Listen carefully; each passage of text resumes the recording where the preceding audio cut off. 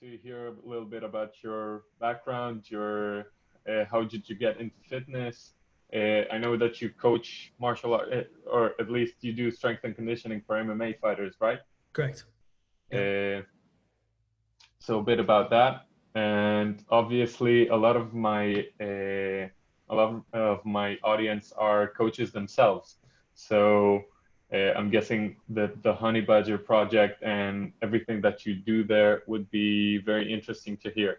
And Okay. personally, I'm very interested to hear about what Yeah. you said about with your course we were talking about.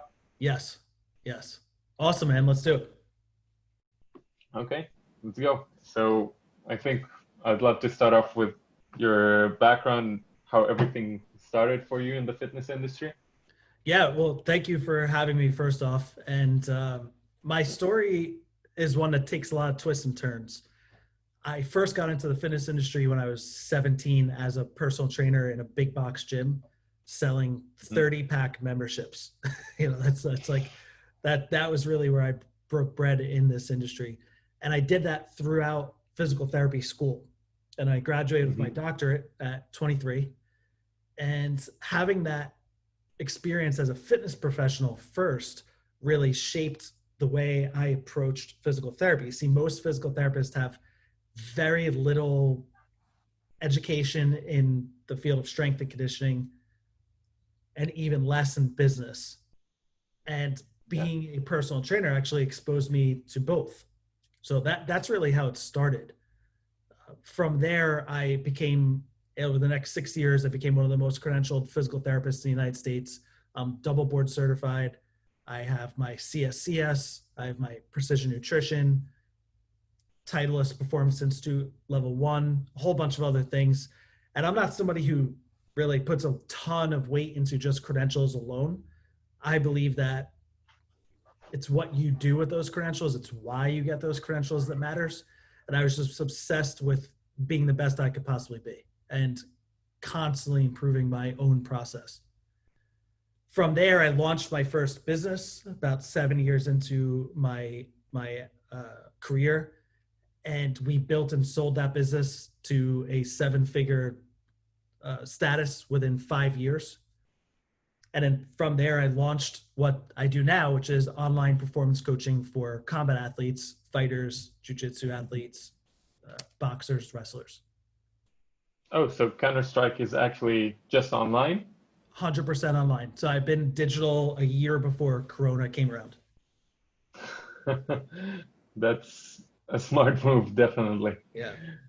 Yeah. So Okay. I only did it because I wanted to spend more time with my family. And I was obsessed with having an international business. I just always had dreamed of like working with people from around the world. And I'm proud to say that we're in 8 countries now.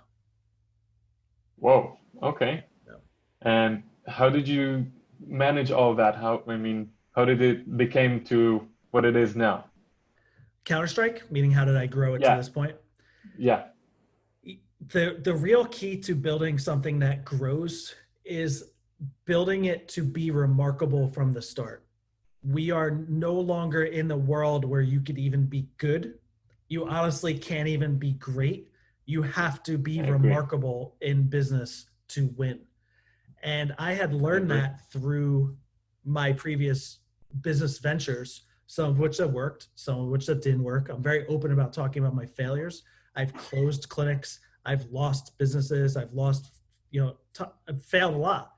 And through the process of failing, I started to devise like a system of which you go about building new products. And I just did that system to build this for fighters. Hmm. And what is your experience training athletes, or in this case, combat sports athlete? The way this started was I was working with, actually started with 5 UFC fighters. So I was their Hmm. physical therapist. And that's really all I did was work with their injuries. What I started to realize as I got to know these guys is that there were significant holes in their training plan. They would give their all on the mat, and then they'd have massive gaps in things like nutrition, sleep, recovery strategies, strength, heart rate based conditioning. And little by little, I started to piece together systems for them. Like, hey, why don't we try this for nutrition? Why don't we try this for your next weight cut? Why don't we get a heart rate monitor and see what it looks like when you do different things? And over the course of Mm-hmm. a few years, I started to realize that this was something that I could take to the world. Mm-hmm. And is this something that's been as reliable for you as something that's not online? Yes, I provide for my family through this mechanism. I believe that you don't need to Okay. be online. I think that the hybrid model is equally as appealing, but I think that the world just proved that it is a absolute liability. It is a risk to just be a brick and mortar business now. When this Mm-hmm. whole thing clears and we all go back to work, for those of us who had to stop, you can no longer just have all of your eggs in that basket. You need to diversify and have potentially a hybrid model where you offer in-person services and online. Or if your heart isn't digital like I was, you could go fully online and build a career out of it. Mm-hmm. And as I said, I'm also interested in your affiliation with Clinical Athlete. Obviously, when I turn to you, I've heard about you through John Flagg, who also works with you on the Honey Badger project, and a couple of posts or stories from Quinn Hanick. Yeah, I mean, Clinical Athlete shaped my own clinical views. In reality, Quinn launched Clinical Athlete right around when I launched my first business in 2015. And I happened to be out in California. And I'm somebody who's always reaching out and networking or doing things like this. Like we just met and then we jump on this call. So I went to Quinn's clinic and we just talked about like our philosophy and we just always stayed in touch. That's really how it all started. And at that time, I was still holding on to some modality driven care. I still didn't evolve as a physical therapist away from the notion of manual therapy or, uh, you know, overly relying on modalities. And his stuff really influenced the way I treat. And Mm-hmm. we just always stayed in touch. So I basically helped them from time to time. We're looking to create something more formal in providing their members with business education. And I recommend every clinician go and follow them because they're just amazing at what they do. Yeah, other than clinicians, I think almost everybody can learn something from them. And uh, bringing you back to a point that you made before, where you said that physical therapists obviously don't learn anything about business nor anything about fitness in school. I think other than that, it could be said the same about coaches. Even if you are a personal trainer, nobody says that you are going to be good at business. And Right. I don't know how it is in the US, but back here in Israel, that's where I think a lot of good coaches just close down their businesses and go do something else because they're just not bad, not good in business, not because they're bad at their job. Right. Yeah. I mean, there's Uh, an inverse relationship between clinical ability and business ability. So if you've spent mhm, years of your life attaining knowledge in clinical expertise, whether that be strength training or nutrition or physical therapy, chances are you did not go on a parallel path in business education as well. Therefore, you have an inverse correlation. Most great mhm, clinicians fail. And when I say clinician, I'm talking about the entire helping profession. We know that the stats are 10% of people will make it. 10%. Imagine getting on a plane from Israel to the United States, and there's a 10% that you're going to make that flight without the plane crashing. That is a crazy statistic. So when you go into business, you have to go in knowing that that stat is real, and you need to be digging and clawing to do everything possible so that you don't end up in the 10. I'm sorry, you don't end up in the 90% of people who won't make it. yeah. And how did you get started with understanding business, and even how did it become more apparent to you that the online thing is where you what you want to pursue, and how did you start building it up? So my first experience in business when I was 12, my mother and my friend's mom had both talked about needing to borrow my sister's steam cleaner vacuum for carpets in the same day. And I was like, huh, Hmm. they don't want to buy their own. They want to borrow somebody else's. I wonder if I could rent this thing out. So I took the little pages where you like shred the, like you shred the edges so you could rip the number off back in the Yeah. day. And I put my phone number on there and I put semi-professional carpet cleaner rental and put it up in all the different supermarkets around town. And I got zero calls. I got absolutely no. So it was my first time in business and my first failure, which in business, you have to, like everything else in life, the only way to learn is through failure. So That's an interesting thought for someone who's 12 years old. yeah, I just always had an affinity to business, and I knew very young that I always wanted to do both. I never really imagined myself being able to have bosses, and I did for a good period of time because I knew I needed mentorship. I didn't go right into business right out of school. Part of me wishes I did, but I'm okay with it now. But the real key is that since we don't have a lot of education, we need to take massive action and take the biggest risks we can afford to take. Otherwise, we'll never learn. So there's usually two categories of people. There are people that stay in the lab and they just learn and learn and learn, and they learn by another book and another book and another course, another book, and then they never actually do anything with it because there's always more to learn. And that never goes away. There's always more to learn.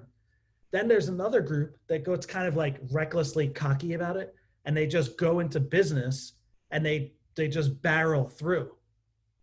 Both don't work. This person will never start. This person will likely be part of the 90% that fail. It's about taking calculated risks and small action. So if you're afraid to get started, find 3 to 5 people and test out your idea. Like literally, that's it. Just find 3 to 5 people, see if they'll pay for it, see the feedback, beta test, and then from there you could grow it and scale it. That's my recommendation.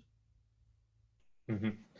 And what was the idea behind the Honey Badger project? I want to hear a little bit about that. Yeah. So the honey badger itself is known as the world's most fearless animal. And Hmm. in order to succeed in business, you are almost constantly dealing with fear. We're talking about money, lots of fear around money. We're talking about putting yourself out there and filming yourself all the time, doing things like hosting podcasts and webinars. It's scary, right? The first time you did this, I'm sure you were really nervous. The first time I was a guest on a podcast, I was really nervous. They were combating fear at every step of the way. And the only way you survive in this business is if you could take lumps, if you could fail, and without a loss of enthusiasm, continue pressing forward. And if you could do that, you will eventually win in business. That's why I named it the Honey Badger Project. Hmm. And what is it that you do? Obviously, I've already heard some of it from John. You help clinicians or people in the fitness industry grow in their online services. How did the idea first came to you, and how did you first start marketing it, and how did you approach into making the entire thing? So the mission is to help health and fitness professionals launch mission-driven businesses. My business in Counter-Strike is to revolutionize the field of combat sports by bringing fight science internationally, and people could really get behind that movement. Like we stand for something. We're building something with a vision that's beyond just like providing me income. Income is a part of it.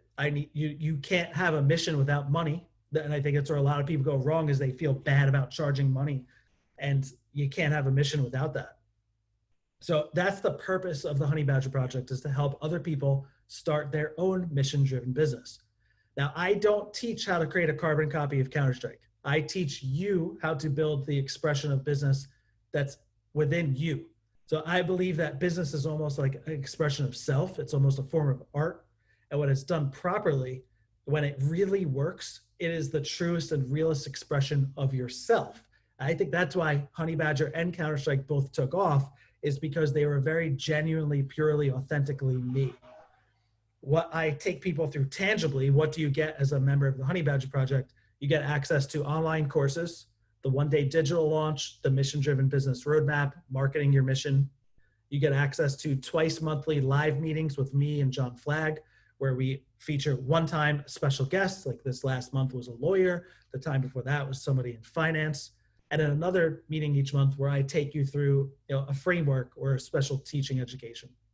And then the third component is a private Slack group community. And Slack is like a Facebook group, but without all the shitty parts about Facebook. It's got organized by channels. So we have a marketing channel, a sales channel, a like leadership channel. So if you have a question inside the Honey Badger Project, like, hey, has anybody used this software for tracking their sales? They pop it in there. You're going to get responses from the community right in there. And John and I are active in it as well. So it doesn't eavesdrop on you and push ads from the things that you say, like Correct. Facebook. Yep, it's a truly like secure private group that feels much more like a community than Facebook. Mm-hmm. Okay. And when it started, like you said, you usually test it out with 3 to 5 people and see if that works as a business model. Is that something that you started with the Honey Badger project as well? Yes and no. That's more towards what I do with Counter-Strike. Counter-Strike, I had like 5 athletes and I would tweak the product, get another 5 athletes, tweak the product. And it's called minimum viable products, Silicon Valley terminology, where you launch half-baked and the athletes and the clients themselves will tell you what's missing. So when we think we could solve everybody's needs by sitting in this windowless room coming up with ideas, we're going to be wrong. We need to get it out in the world and actually have a feedback loop with the people we're serving, where we could find out where we're off, where we're over delivering, where we're spot on, what we need to change. And when you launch in this flexible way, really you have the chance to create something remarkable. With Honey Badger Project, I had several one-on-one clients at all times for the past couple of years. So I would take on no more than like 5 to 10 one-to-one. And I started to realize that the conversations I was having were the same with everybody, just at different times. And I started to think like, can I create a curriculum based off of what I did in my business, the conversations I have with my one-on-one clients? And I literally just started a WhatsApp group and said, hey, like I want to help. It's free training. If you'd like me to send you some free videos on how to get started digitally, just join this WhatsApp group. We had 100 people join and then 50 people signed up for the paid ongoing monthly. And we're doing that in cohorts. So we're going to open up another 50 slots in about actually next week for people on our wait list only, not publicly. Congratulations. Thank you. And is that something that's tremendously different from, sorry for backtracking from the business aspect, is that vastly different from your traditional strength training? Because when I usually see fighters train, a lot of it seems a bit strange, I think I want to say. What do you think about it? Yeah, I mean, our goal is to bring science and data-driven training to fighters. What that means is we're trying to teach them about periodization and what different heart rate levels do to the body, and we reverse engineer their goals. So if an athlete feels that they are weak on the mat, we need to decide in what positions and what style and what type of fighter they are, and then reverse engineer a program that makes them feel stronger, as opposed to like kind of just putting people through random workouts. That's what I see most often, is that like this CrossFit style workout does not work for a professional athlete. That might be good for general fitness, but if you're a competitor on a stage with another human being trying to punch and kick you in the face, you need to have very specialized training. Yeah. From what I'm gathering so far, your approach both for business and from your training, you focus a lot on learning from failure, or trying to upbring weaknesses, or more to sort of see what the strength are in the bit, whether it's being in the business or the athlete, and trying to show it as much as possible. Yes. Yep. That's exactly right. And is that something that just you've learned over time, or something that just came naturally to you, understanding that learning from failure is something that's fairly valuable?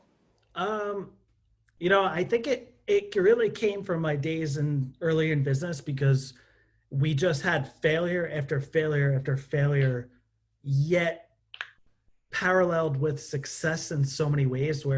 So in our first business, we made $1.1 million in our first year. And that was insane. Like we went from regular PTs to running $1 million business. And we did not anticipate things like the tax consequences of that. We didn't take the money for ourselves. We took a normal salary and then we reinvested all of it into the business. And we expanded so incredibly fast. So we had 5 locations by the time we were like a year and a half old. What that meant was that 2 of the locations were succeeding really well, and then 3 were massive failures, like really bad failures. And what happened was we were at like $2 million of revenue, and most of that was actually paying for our failures.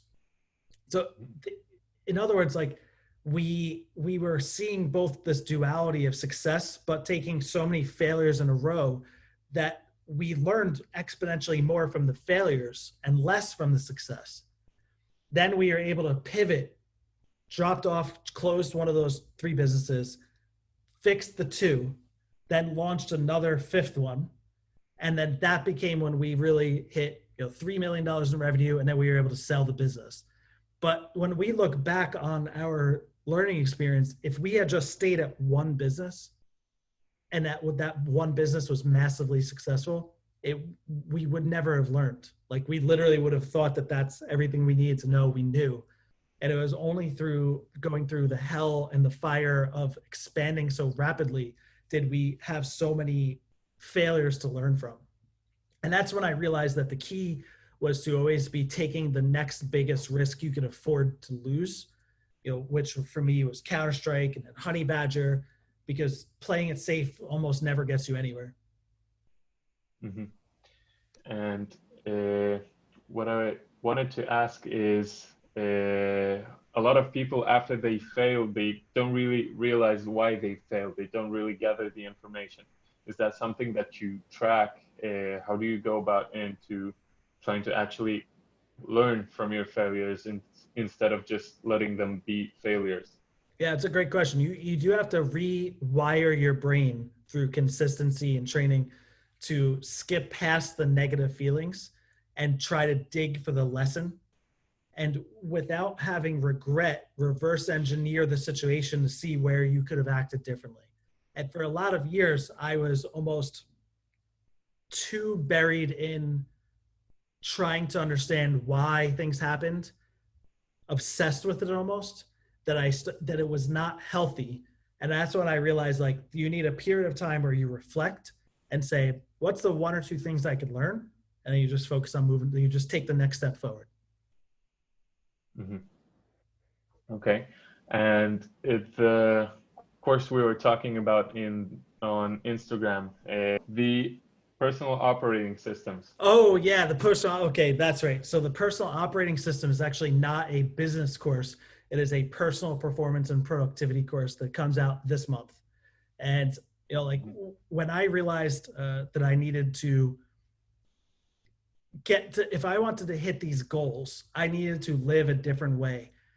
And it is so hard to change your behavior.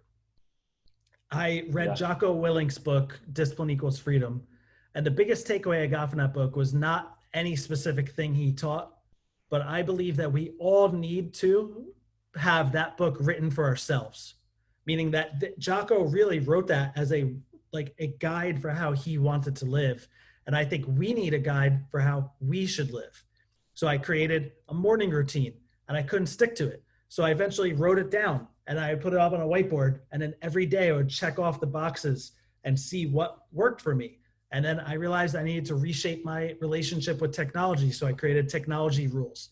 And then I needed to work on my mind. So I learned meditation and I built that into my schedule. I realized that we need to spend exponential amounts of time reading it and learning. I built that into my schedule.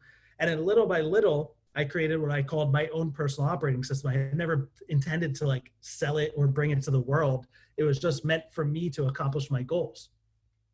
When I started coaching people in business, I realized that the lifestyle they were living is not in line with what it takes to actually be successful in business. And if I'm priding myself on the outcome and I want all of my people, all the honey badgers, to be part of the 10% that actually makes it in business, I can't just give them good business information. I literally need to give them the full package of how to live so that their business actually has a chance to succeed. Now, when you talk about it, you mean managing their time and schedule mainly? That's a part of it. It's basically what you need to do on a daily basis to have success in business. And that is managing your schedule, managing your time, taking care of your health, your fitness, your nutrition, getting 8 hours of sleep. I mean, like you can't win in business without the full package. It's too hard. Yeah, obviously. But what in that system, how do you go about when something goes wrong? I mean, how flexible is it when you go up to your whiteboard, you look at something you have to do, and you don't really have the time, or you misjudge something, or Yeah. you're just having a bad day, and there's no way in hell this is going to happen. Yeah, I mean, the reality is that's going to happen most days of the week, and we have to stop pretending like that's actually not going to happen. It is part of the process. So you need such realistic scheduling and daily expectations that you're not setting yourself up for failure, and that you then immediately reshuffle the calendar and the to-do list. So if you look at my calendar today, I'll show you right now. So it's lined up like that. I don't know if it comes across on the camera. There we go. Yeah, it does. So Looks fairly compact. and if something goes wrong, that needs to be reconciled with the calendar, not just put on the to-do list. Because a to-do list without a calendar attached to it is just a wish list. It's not going to happen. So if I can't get to something today, it needs to be moved to an actual day where I actually have the time, or it needs to be moved to an inbox where it's going to be saved to be pulled to another date. That's the only way we're ever going to be able to feel caught up instead of just piling on more and more and more. Mm-hmm. I think that's one of the biggest things that I managed to take away with the whole COVID thing is once we usually are complaining that we don't have enough time to do some sort of task or learn something that we wanted to do for a long time, and all of a sudden we all have all the free time in the world. Yep. So what's your excuse now? Yep. So basically what I was planning on doing in the beginning is just piling on tons of tasks I wanted to do every day until I realized it's not realistic to do everything within the constraints of 24 hours, especially when you want to sleep like a normal human being. Yeah. And actually what I ended up doing is exactly what you are saying right now. I ended up just spreading it apart. Maybe the frequency wasn't as favorable towards what I wanted to do, but in reality, I was actually doing a lot more work in the long term. Right. Yeah, no, absolutely. We have to work smarter, not harder. But the combination of smarter and harder can be amazing. We tend to expand a task to the time that it's allotted.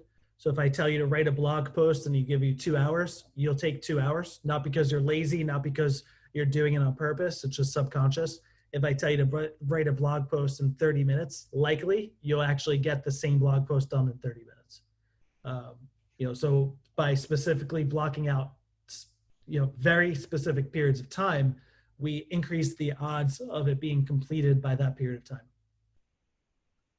And where do you think the line is between you can't actually do it because, the schedule doesn't allow you to, and just lack of discipline? It's always a combination of both. It's hard to tell the difference. I think where discipline can always be improved. Our focus could always be improved, especially in today's day and age. We have been like trained to not have good focus anymore. A lot of that relates to our relationship with technology, and I try to spend as much time away from my phone as possible. The other side of it is getting better and better at how long things actually take. How long does it take to write 5 emails? I don't know, but you could start to get better at that over time. So if you study your behavior and you actually like track how long it takes you to complete different tasks, in theory, over time, you'll get more accurate at predicting that behavior, which then makes your to-do list and your schedule more accurate. Mm-hmm. I gotcha. Now, what I also wanted to ask is, where do you think that most businesses fail when they try to start their business online? They fail because they take their list of services and skills and put a price tag to it and expect people to contact them to buy it. When in reality, you need to reverse engineer your product.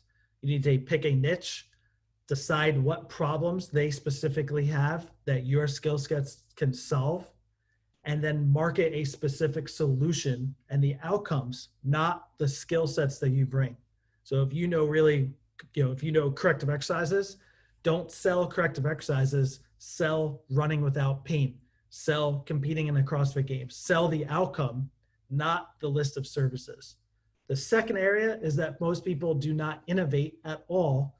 And like I said, we need to be remarkable now. You can no longer just have a good service. So they list something that's kind of like just like what everybody else does. And you don't need to reinvent the wheel. Just subtle tweaks here and there can really make your product stand out. Now, when you say just subtle tweaks, if I take someone, it's actually a conversation I had with a friend a couple of days ago, and he was talking to me about moving online, and I was just saying, so what's the difference between what you're trying to sell and what someone else is trying to sell? Right. And what we ended up talking about is that you need sort of I would say a complete package or perks, if you will, to go around your product to make it a bit more appealing to different people and to really make you stand out. Yeah, no, in the Honey Badger project, the mission-driven business roadmap, when we get to packaging your product, there's basically 4 components. There's your core services, the things that you obviously sell, like strength and conditioning or performance coaching for fighters.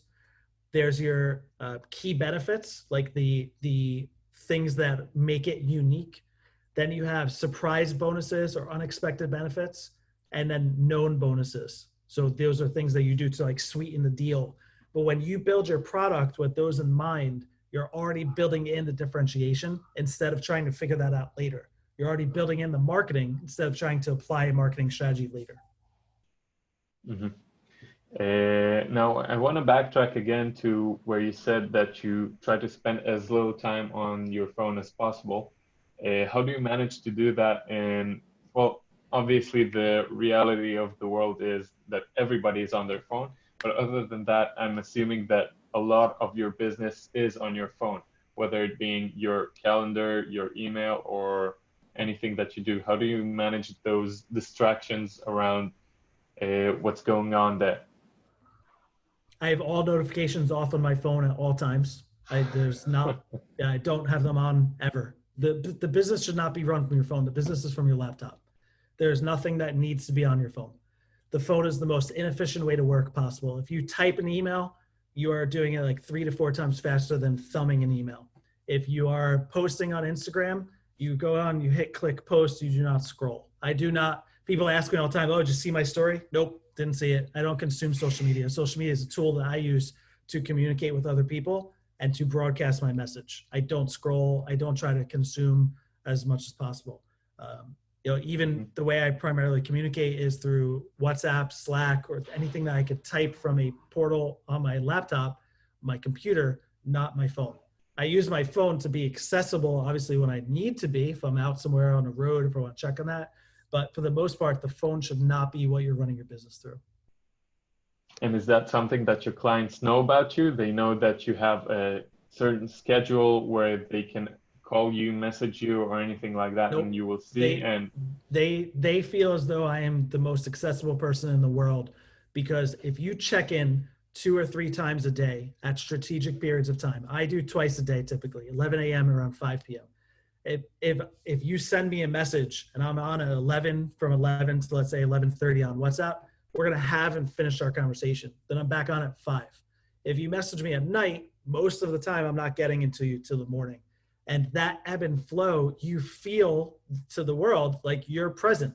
People do not, like, if you train them to not expect immediate responses, it's okay. Like, would you not hire me as your coach if you text me at like 9 a.m. and I don't get back to you at 11?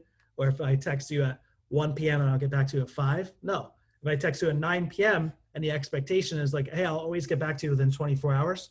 If you text me at 9 and I get back to you at 11 a.m., that's more less than 24 hours. mm-hmm. And how did you start trying to optimize things like with your time, like you did with what you sent me, what the landing page to your actual schedule and everything? How did you start understanding that this is the way to go? This is the way to manage your time efficiently. This is the way to not waste anyone's time, not yours, and not anyone who's tried to get in touch with you. Yeah, so when you're referring to the Calendly link, that's one of the many tools I use. I've read probably about 10 or 20 books on personal performance, productivity, time management, efficiency. I've been to 2 courses. There were multiple days on just time management, productivity. I'm endlessly learning. And I took all of that to create my own personal operating system. So when I figured out, like, let's say a Calendly link, I would add that strategy to my own personal operating system and just build that into the way I work. Mm-hmm. Okay. Well, actually, I think that I've sort of gathered all of the questions that I Great. was planning on asking. But what I did wanted to ask is, damn it, just had one of these moments where the question was floating around my head and just, about the books. I wanted to ask if there's something that you want to recommend specifically. So it's funny you asked that. One of the modules inside the Honey Badger project is to never ask, what book should I read next? The right way to ask, because there are I can't remember the stat now, there's over 100 million books in the world. There are unbelievable amount of books, about 1 million books a year being published. So in reality, if we read 1 book a month, that's a lot for most people. You're only reading 12 books this year. What book you're going to read next is one of the most important decisions you're going to make. That book needs to be relevant and timed precisely to what you need to be learning now. Too many people read the right book at the wrong time. It's a waste of time. So if you read a marketing book, you're not doing marketing, you're just building a product. You're using that the wrong step. So anybody who's listening to this, DM me, so Frank_Benedetto on Instagram, and you're going to ask me a question about a book in this format. Hey, Frank, here's my situation. So it's like, I'm thinking about starting a business, not sure where to start. What book should I read? Hey, Frank, I own a business. I'm not getting any new leads. What book should I read? Hey, Frank, I have a business. I get leads, but I don't really convert them to sales. What book should I read? Hey, Frank, I own a business. I'm thinking about hiring my first employee. What book should I read? And I'll have a very specific question to answer one of those. I welcome anybody listening to this. DM me. Okay, cool. Is there any other way that you would like people to contact you other than Instagram? Instagram's the best, Frank_Benedetto. And I'd love to work with all of you. I have a special free giveaway for you. So the first step in the Honey Badger project, once you're a member, is called the Life Design Worksheet. And too few people, when they get into business, they don't start with the end in mind. They're all excited about bringing their product to the world, but they forget that business is a vehicle for their life. And if the business doesn't serve them, you will not continue it. So if you don't meet your personal goals, your business is unsustainable. So very few people start by actually designing the type of life they want. They just go into business, and then the business will dictate what type of life you have. So if you click the link that I'll give you to access this, it's called the Life Design Worksheet. It's a multi-page document that's going to ask you some questions about what you really want your life to look like. And I want you to look at it every 3 months and rewrite it, because it's going to change. And then when you get to key decisions, should I take this job? Should I take this offer? Should I hire an employee? You cross-reference it to your life design and make sure that it's in line with the way you want to work. Because there's a lot of people that find themselves trapped as an employee to their own business. And there's nothing worse than that. Imagine actually being part of the 10% that survives and you still hate your job and hate your life. That's unacceptable. Mm-hmm. So, stop setting goals and start designing your life. Okay. And is there anything that we need to be on the lookout for other than the courses that you mentioned? You can, we have a wait list to enter the Honey Badger Project. We take a lot of pride in only letting small groups in at a time. So we're going to let another 50 in next week. If you're seeing this, there'll be a link in my bio to join the wait list. And then after the wait list has been exhausted, if there's spots left, we'll go to announcing it to the public. So keep an eye out for that. We also have what's called the Anti Mastermind being released. I kind of hate the concept of a mastermind. It kind of revolves around this person being this like mystical creature. I'm just a normal guy. I just happen to take a lot of risks and learn a lot. And the Anti Mastermind is a small group learning experience with me that revolves around you taking action. So it's not acting like as though I'm all knowing. It's me helping you take action. So if you're looking for more of a small group experience to work with me personally, that's a great option. If you're more on a self-paced learning experience, the Honey Badger Project courses are the best option for you. And obviously, if any MMA fighters are listening, yeah, MMA they can fighters, also join Counter-Strike. Yep. Combat athletes, wrestlers, boxers, jiu-jitsu, stayonthemat.com, www.stayonthemat.com. Okay, great. So we'll definitely talk more in the future. And for now, thanks a lot for your time. Thanks for having me. Okay.